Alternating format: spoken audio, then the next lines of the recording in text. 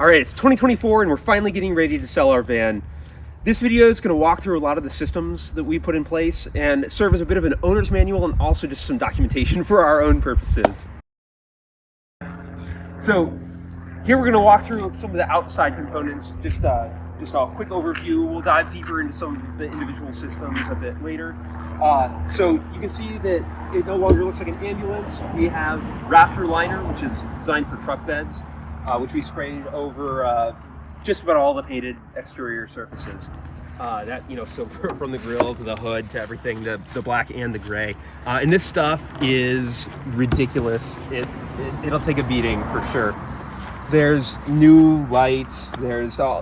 Everything should be in pretty good shape here. We have a high lift that we never ever had to use to get ourselves out of any kind of situation. There's a bottle jack and also the wheel clamps for the high lift. So there's plenty of options for recovery and for lifting. There's the four-wheel drive that is down here. We'll dive into that a little bit in a bit more depth later. That's the U-joint off-road setup, which is fantastic. You can see there's the manual hubs. This is a CB radio antenna, which we normally don't keep attached. It just unscrews here. There's not too many people on CB these days, so it wasn't really useful, but you have an antenna and a radio if you need it. Up on top, there is a light bar. It's not a name brand one. Then there is a Wi-Fi extender and a little antenna up there, which is an LTE extender, and those are pretty key.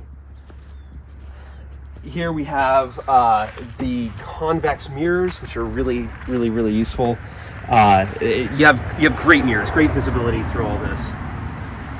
Shore power, propane vent, diesel fill, the battery box, the running boards, external window that we added. This is right where the stove is and cooking happens, so that pops out and vents. All of the rear windows pop out, which is pretty key. We have floodlights on both sides and the exterior, which come in really handy. And we also have just the painted over flashers there, so they look white when they're not on. There's solar up top, 400 watts, 4 100 watt solar panels by Renogy. There's the exterior fan. You can see that the vent for the actual ambulance fan, we copied that. We got another exact same one, which is what we put over there, just for the sake of continuity. Exterior also has the floodlights, which are again fantastic. These are pop-out windows. You can see we've put the window shades in these and in this side. There are window shades for everything in the back. These are carpeted on one side. They're quite cool here.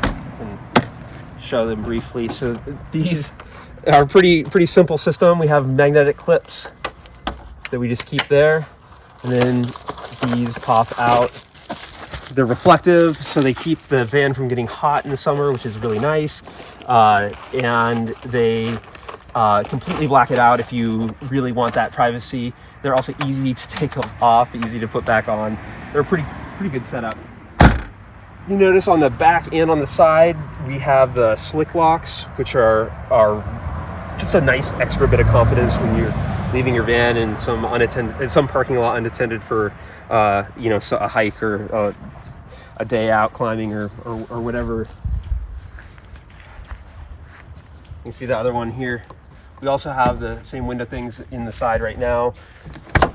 Getting in the side of the swinging doors, as opposed to the sliding ones. I definitely prefer these. These are a lot less finicky.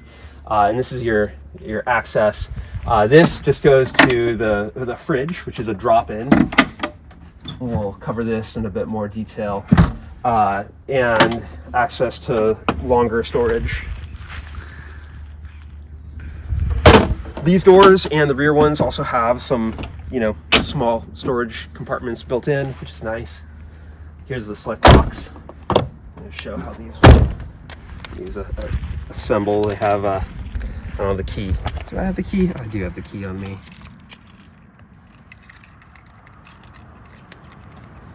So these guys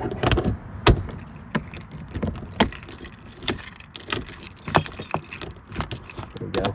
So now it's a little sturdier than just the forward lock. And up top here, we have an ARB canopy, which is really nice. It pulls out. Because the van's so high, it can be a bit tricky to get down, but once it's down, it's got a nice pitch to it. It can take a lot of rain without bending. And if you're going to be camped up for several days, it's pretty nice to roll out. Floodlights here again, good mirrors. Oh, on the note of locks, for the front, slick locks, things like those aren't a great option. They really don't, we couldn't find good commercial options, but we do have reinforced plates, which make it a lot more difficult to do a destructive attack with like a screwdriver on these. I mean, these are vehicle locks, so they're not bulletproof, but they're definitely a step up from what you would typically put on, you get with stock Ford equipment. So I think that's pretty much the exterior. Yeah. Under the hood, there's a Ford 7.3 liter Power Stroke diesel. These are legendary. If you don't know about them, you should Google around.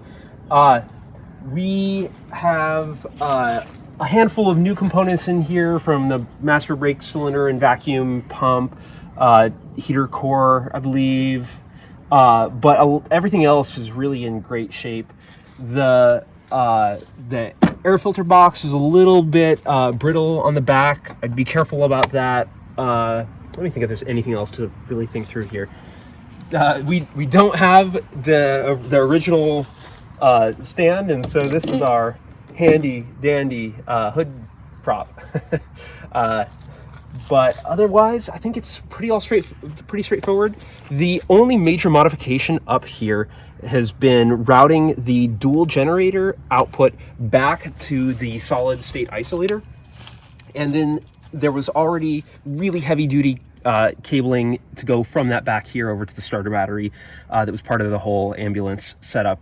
And so the only difference is that those wires, instead of coming straight here, they go back first and then come up here. Other than that, it's pretty standard stock Ford stuff. You'd be surprised how much they're able to fit under this. This is also a step, which is very helpful with the lift. All right, so one other quick thing to note is that we have the Edge tuner, and we keep this on tow safe generally because it gives us plenty of extra power and doesn't really pose any substantial risks. One thing I do want to note is that when the emergency brake is on, there is a power takeoff controller here, right? So this usually just sits up like this, and with this on, it'll rev high. So you can hear that. It's a little annoying, but this is great for charging anything or using any kind of exterior or external power system. We typically don't use anything, so we leave these screws unattached, and often when we are just idling, we'll turn that off just because it's a bit annoying. It also turns off if you take the emergency brake and release it, or tap on the brake, or really anything else. But that's one other small thing to note. So as far as this panel is concerned, this entire ceiling is attached by a long-running piano hinge, and then 4 bolts. So if you want to do any modifications on this, it's really nice and well designed, and this whole thing swings down here, and then you can work on the back side of it. It's fantastic. In order here, we have the emergency start switch. There is the hole there for emergency start reset. This is a CB radio, which we don't really use. These are actual speakers that are not plugged into anything because we just didn't ever wire them up, and we have fantastic speakers throughout the rest of the system. We have lights there, lights up, new LED lights that, map lights that you can use on both sides, which are useful. There is the module disconnect, so there are multiple ways to disconnect the module from the batteries, and module is the whole rear system. There's patient heat and air conditioning, so that is the exterior, or module heat and air conditioning. This turns that system on or off. This only works when the engine is running because it doesn't have a secondary compressor. It uses the actual engine for the mechanical, the same. It's the same air conditioning unit that is for the front. Patient dome lights. So now I just turned on the lights in there. Turn them back off. Right flood, rear flood, left flood. Those are really, really key. This mutes the backup beep. So when you put it into reverse, you end up with a beep, and just tapping that once will turn it off. This is a switch that turns on all of the communications equipment. So the LTE extender, the Wi-Fi extender, all of those we have wired up to this guy. Down is off, up is on. This will turn off the strobe system when you're in primary or secondary. That is no longer relevant because we removed the strobe setup when we needed to get this converted and decommissioned, so it's no longer a emergency vehicle. There, we do still have all the lights in all of the sides, but they're just not plugged in. The primary turns on the off-road lights. Secondary does nothing. The headlight flashers actually do control blinking. It's roughly equivalent to having this on, except it also controls the like side lights out here. And I think that's just about everything here. There's room for another communication box up there. We never installed one.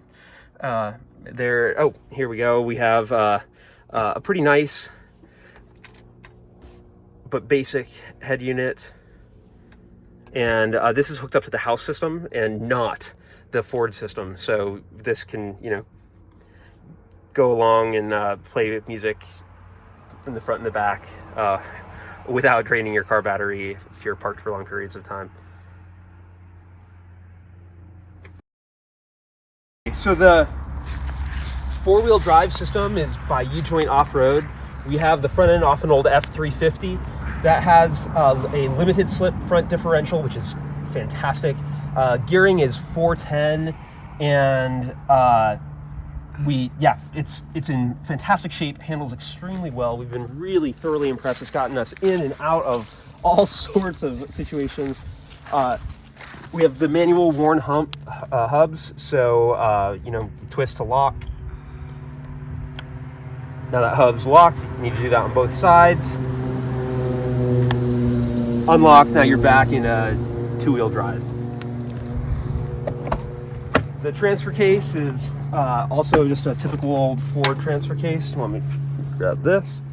There we go. So it's very simple two-wheel drive. You can put it back into 4 high, and then into put your main transmission into neutral, and bring it back around down into 4 low, and back all the way around back into 2 high. Pretty straightforward.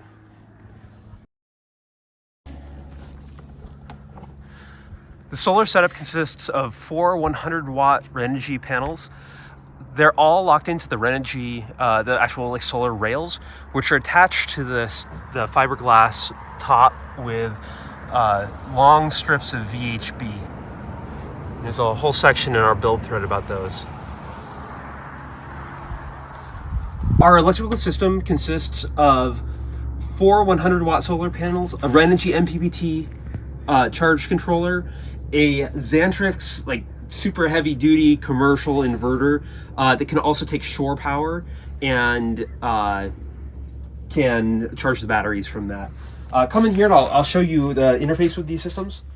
So the Xantrix inverter is down here. This came with the unit itself as part of the ambulance, and this controls that. So I can click invert, and now that's going to go ahead and give us, you see this little guy turned red, that's going to give us the 120 volts that you'd use for your normal household kind of appliances and laptops and whatever.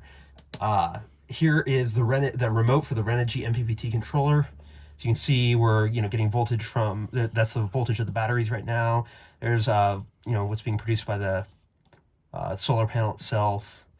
Most of the electrical comes directly off the batteries, not through the MPPT controller. So the load is really only looking at the refrigerator, which we'll cover at a different point. All right, this is the battery box. This was part of the original ambulance package that Leader put together, and we just continue to use it because it's great. So this has a battery tray. It's a little hard to pull up right now since we're on a hill, but this gives you pretty good access to the 3 batteries that we added, AGMs. This is a diode-based isolator. So this separates this house system from the starter system, the Ford system. And we also have a disconnect switch. Pretty simple, pretty basic, but it's all wired pretty nicely. And it's great that this guy is accessible from the outside and it locks. Here is our shore power, right? So this, you can connect to a normal, 120 volt AC, in the US and Canada. And, this will let you charge your batteries from the grid or, run devices without the inverter. It's convenient. We didn't need it too often, but it's nice to have, and it's, already built in. This is part of the ambulance. Then I mentioned we have the 2 separate systems, and they're isolated normally. But you can bridge them if you need to jumpstart your vehicle system. If you left your headlights on or something. And so you can see there's the emergency start switch, and this guy will become illuminated once I've engaged that. So now there's a solenoid that is flipped, and the 2 systems are engaged, and I'll have extra cranking ability because of those house batteries. They aren't starter batteries, but there's 3 of them, and they will help charge up a starter battery pretty quickly. Now this guy's going to stay on until I reset the switch. So anytime my key is in accessory mode, right now the 2 systems will be bridged. To reset that, typically there's a little hole here, and you'd take a paper clip or whatever and you'd reset it. But with this out, you can also just take your finger and flip the little button, and now you can see the emergency start light is out. So that's how you bridge the 2 systems. Normally they're isolated, but they're both being charged by the double generators that we have as part of the ambulance package when you're driving, and they can both be re-engaged to pull from the Ford system if needed, which is a really great feature. All right, so as you come in, the first thing you're going to want to be aware of is lights. So we have a small little switch panel here. This first one is for the exterior floodlight. So if you're go in and out, it illuminates the little side step light there, and then those exterior floods. The second switch on the panel is it says patient dome on it, and that's going to turn these on, but it's not going to turn them on directly. This is whether the door switches will activate this. So right now this is on, the doors are open, so these lights will be on. If the rear door is open and closed while this is set, then that will also make them go on or off. The other way to keep these on is either through the switch in the front panel or through this guy right here. So this turns it on or off, and this is active whether the doors are open or closed. The second switch here is high versus low, so you can see they get a lot brighter.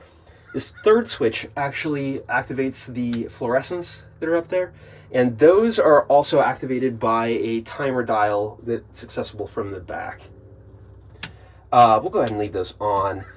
Those fluorescents are never attached to any of the door switches. Those are totally independent.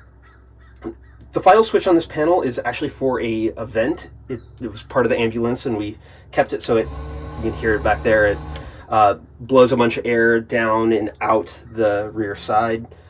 The whole bottom panel here, the first 3 are related to the air conditioning system in the back. So you can see the vents up there.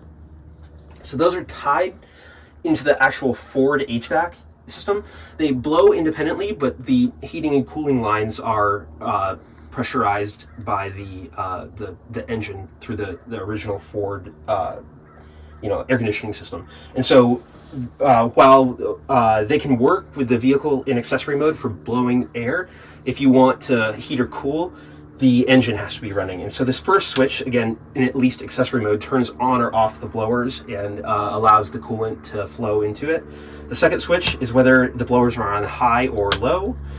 So down is low, up is high. The third switch is whether it's on heat or cooling mode. And we've never successfully used it in heating mode, but it works great in the cooling mode. And then the final switch here is not for that system at all, but for the water pump. The water pump is actually pressure activated, and so there's a small pressure tank. And so right now with it on, it doesn't mean it's actually running, you can't hear it. But when pressure is released, it will turn on and get that repressurized and then turn itself back off. But keeping it off leaves the whole system off. One other thing to note, just because the engine does have to be on for the rear HVAC system, for the whole air conditioning system to be working, is you're probably not going to want to run it just when you're out and enjoying the quiet. Instead, we would often find it useful to cool the vehicle down, cool the back down while we're driving, and then just kind of leave it sealed off and as cool as the natural air is going to let it be at night. But that's that system, and works pretty well. I guess we could probably move on to cooking. So this is just a real simple Coleman stove. It is currently attached just through magnets down to some little steel stickers.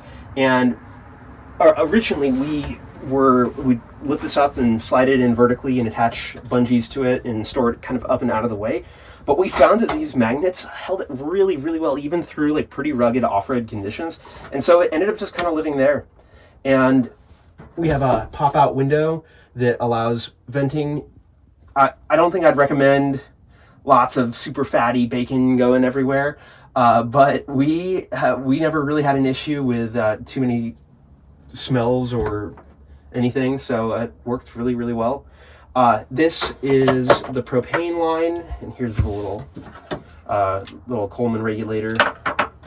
That goes down to this pretty small propane tank, and despite its small size, that guy lasted a long, long time between refills, and worked really, really well for us.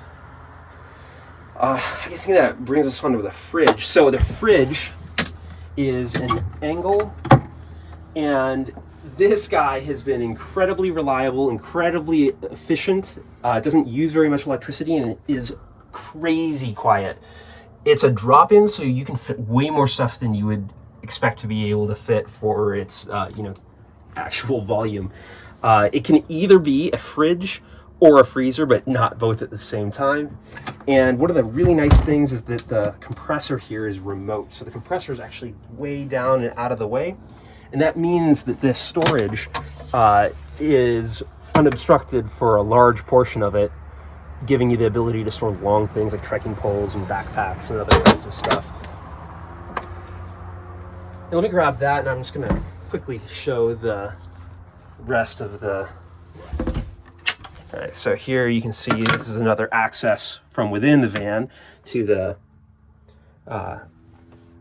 longer storage compartment. This door allows access to and from the cab. And then here is a bunch of additional storage, which is really large, really effective. We have our paper towel and towel racks. And then finally up in here is just where the amp for the audio system and the Wi-Fi and LTE boosters live. There's also 12 volt and 120 volt plugs. You keep trash down there, another little towel rack, and then this is for our water system. So the faucet comes out, allows you to kind of shower off if you need to. This pan is actually a steam pan from like cafeterias and stuff, and we just drilled it out and threw in a drain. Behind the trash can, you can see that is a membrane based like a P-trap, but it's obviously, that doesn't require water in it. And then this is fresh water delivery. I talked briefly about the freshwater pressure system, and all of that is housed down here. this is the little pressure tank. This is the pump. There's a little filter.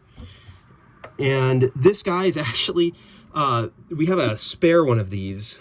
We've got our system frozen at one point, and we're a little afraid that it wasn't going to survive, and ended up with a second pump, but it continued on working for another year just fine. So it comes with an extra one. I think that's all of our cooking systems.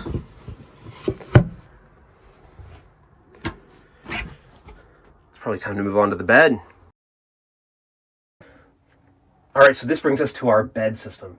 So one of the big goals we had was to be able to have a bench that could convert into a bed while retaining storage and making sure that everything was really durable and robust. And I think we achieved it pretty well. So this is now in bench mode, as you can see. So we have this back, and there's actually seat belts, the original seat belts that were for the paramedic bench. So you can see they're bolted in effectively exactly as they were as paramedics. And so this could hypothetically seat two people just like this. And it's fairly comfortable. The bed mode, though, is it's something we're pretty proud of.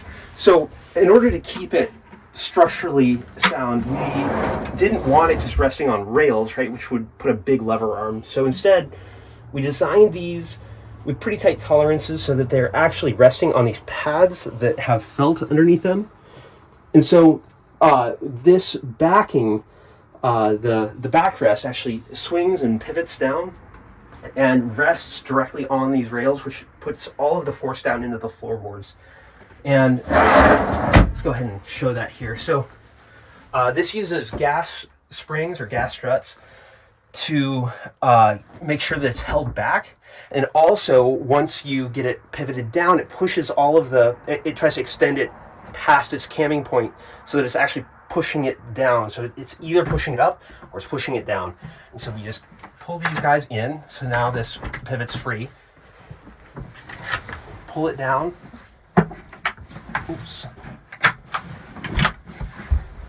Pull it over. So now it's getting ready to rest on these. Pull these out.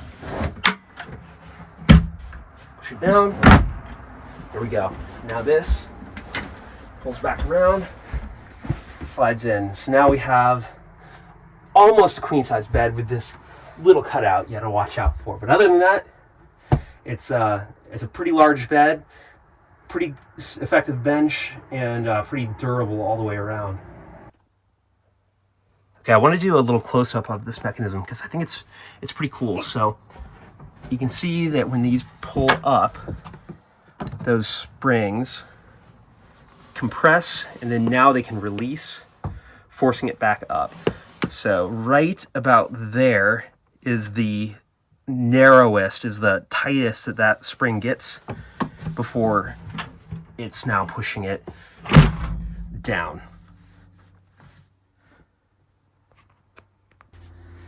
Okay, so these cushions are custom made.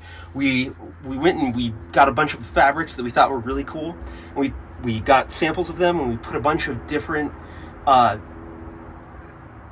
we tried to dirty them in different ways, putting oil drops and other sorts of contaminants, and then tried to clean them and found the ones that would resist soil the best. And these were by far the winners, so we went with this.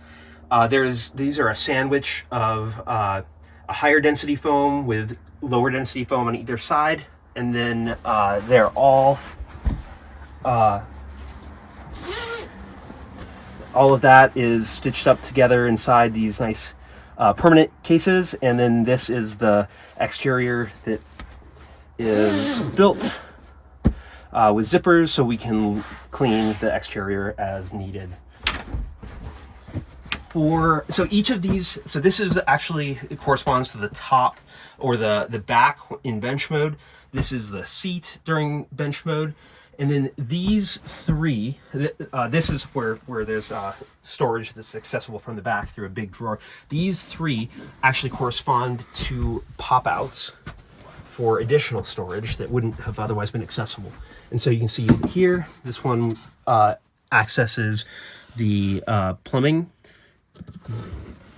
Then there's pull tabs on the rest. So this one, you can pop up, just have some more storage. And then finally this guy, the pull tabs over here. And typically it's accessed from the rear, but that's a huge amount of space to store whatever. We'd store a lot of our recovery equipment and stuff down in these heavier things, and the more frequently accessed stuff in the sides. I suppose while I'm at it, I can show a little more of the side storage here.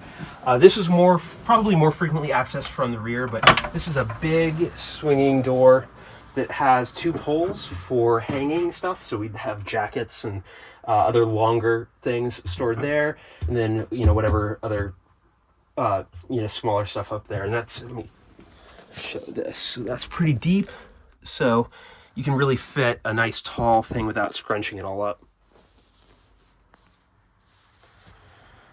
I think that brings us around to the rear.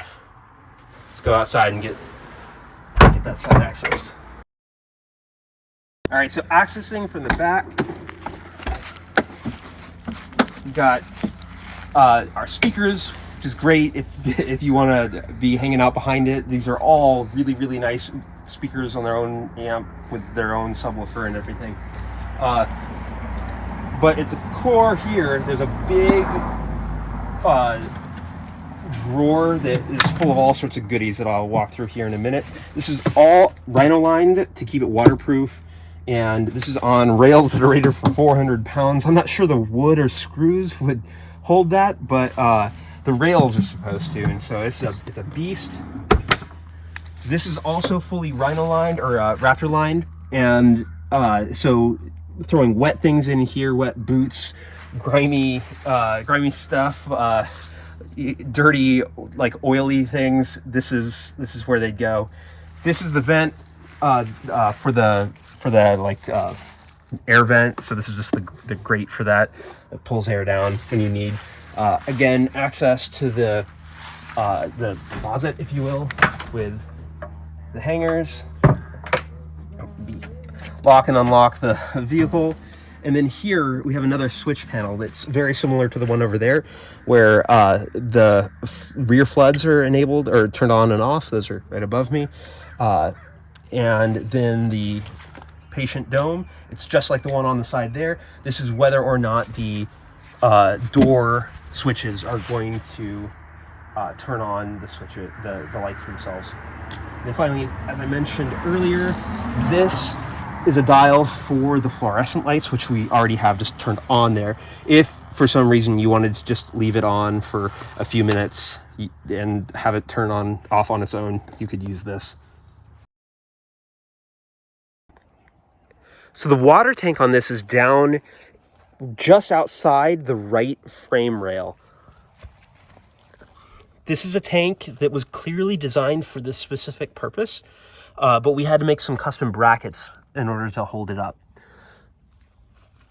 So refilling here is a little tricky sometimes, but not too bad. So we have a cap and then a valve, and we hook that up through a little hose filter into wherever we're getting our water from, and just fill up the tank. It's pretty straightforward. For gray water, it's only a 1 gallon tank. It's actually an old gas can that we sprayed gray so that it didn't look scary. And we just simply remove this.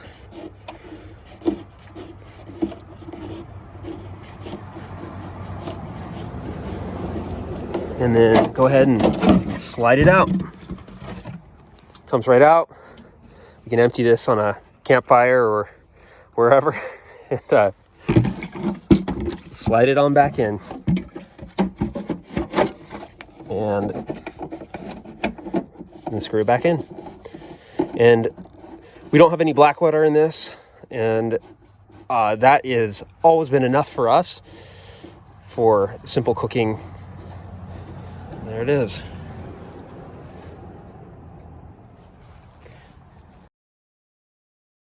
Okay, I'm going to briefly go through a bunch of the goodies that we have here. So we've got a little box fan, little 12 volt, plugs into a cigarette lighter, and that was really useful. Most of these are spare parts. So we have a serpentine belt. We have a dual alternators in this vehicle, which is really cool, really awesome, but it means that these are a little harder to find. They're orderable anywhere, any Napa or O'Reilly's or whatever, but they might take a day to get there. And so it's really good to have a spare. So we keep one there. We've got a spare water pump. At one point we thought we'd broken ours. We hadn't, so this is just an extra. This coolant is pretty important. That we've switched over to the heavy duty diesel red style.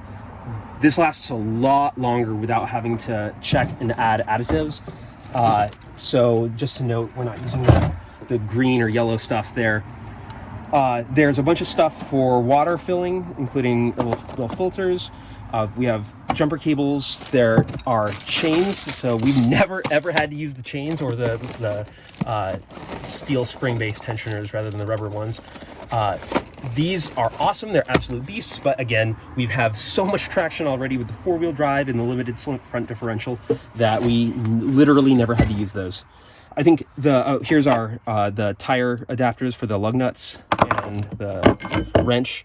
Probably the most important thing in here are these. So we have the shop wiring diagrams for the entire Ford vehicle, and then both volumes of the manual for literally everything else. These are amazing to have if you are in the middle of nowhere without access to YouTube or whatever. This will give you, this is everything that you need to know about the Ford parts of this vehicle, and they're hard to find, and I would never recommend that those leave the vehicle ever. And that's it. All right, well, hopefully that covered all of the systems, at least at a usable level. If you want any more details, feel free to check out the build thread or go ahead and just ask and I can add some more details. Thanks so much for checking it out.